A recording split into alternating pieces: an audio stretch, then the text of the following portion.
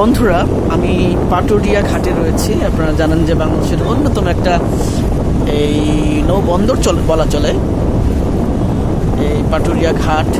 এখানে অনেকগুলি ঘাট রয়েছে। সেই ঘাটের মধ্যে আমি রয়েছি 3 নম্বর ঘাটে এবং আমি একটা ফেরিতে উঠেছি। ফেরি হচ্ছে আমাদের ভাষা শহীদ এই আবুল বারাকাতের নামে, ভাষা শহীদ আবুল বারাকাত। তো আমার ফেরি ছেড়ে দিয়েছে এবং দেখতেই পাচ্ছেন যে সামনে অবারিত এই নদীর যে চিরাচরিত যে রূপ রয়েছে সেটা হচ্ছে চর পড়ে, দূরে একটা চর দেখা যাচ্ছে। তারপর ফেরি আসে যায়, আনলোড হয়, লোড হয়, মানুষ তার যার নিজস্ব গন্তব্যে ছুটে যায়। কেউ ফিরে আসে, কেউ ফিরে আসে না, কেউ যেতেই থাকে, গন্তব্যহীন এই পথ চলা। আপনি যদি কখনো নদীর কাছে যান তাহলে অবশ্যই দেখতে পারবেন যে নীরবে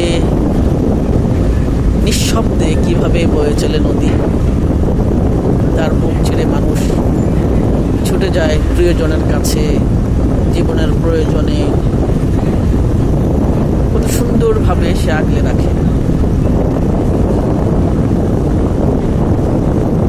নদী কখনো শান্ত থাকে, কখনো অশান্ত হয়ে ওঠে। নদীর কত রূপ, কখনো ভয়ঙ্কর, কখনো প্রেমময়, কখনো স্নিগ্ধ।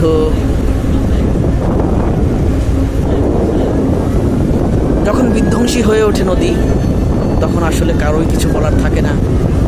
কত প্রাণ, কত স্বপ্ন, কত বেঁচে থাকা যে কেড়ে নেয় নদী, তা আসলে আমরা সবাই জানি। আমার সামনেই অবারিত এই নদী।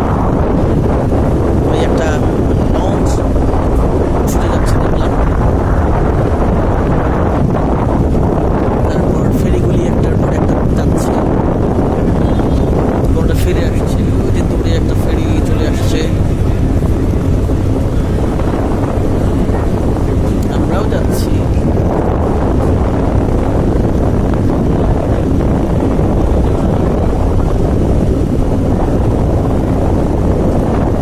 নদীর নাব্যতা সেজন্য চিহ্ন দেওয়া রয়েছে।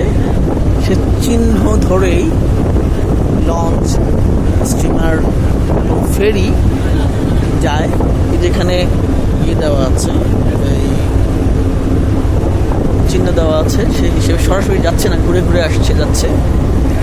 আমরা এমন এক জাতি যারা তাদের প্রয়োজনীয় জিনিসকে গলা টিপে হত্যা করি। নদী আমাদের অনেক প্রয়োজনীয় একটা অনুষঙ্গ, আমাদের জীবনের, আমাদের দেশের, আমাদের প্রকৃতির একেবারে অবিচ্ছেদ্য অংশ। কিন্তু সেই নদীকে আমরা ধ্বংস করি শুধু আমাদের কিছু প্রয়োজনে।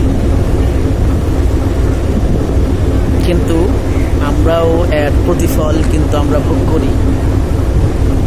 নদী থেকে আমরা যা কেড়ে নেই তার থেকে অনেক অনেক গুণ বেশি কিন্তু নদী আবার নিয়ে যায়।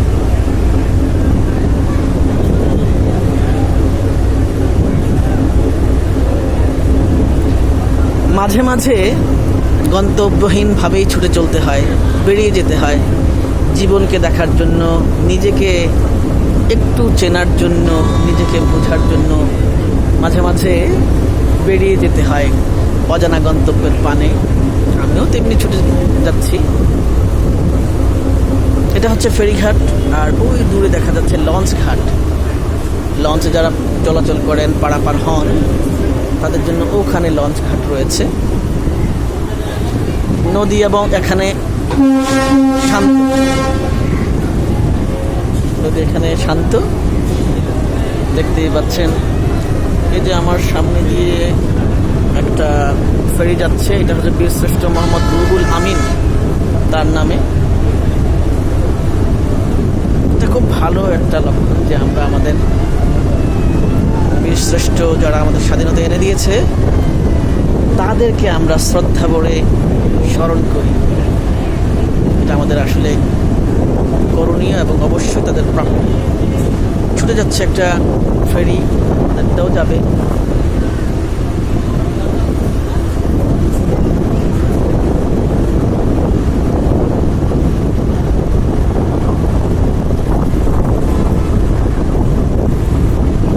সোজা যাচ্ছে না, ঘুরে যাচ্ছে। ওই যে আপনারা দেখতে পাচ্ছেন যে কিছু সিগন্যাল দেওয়া আছে, সে অনুযায়ী যাচ্ছে। যে আরেকটা ফেরিও ছুটে চলেছে।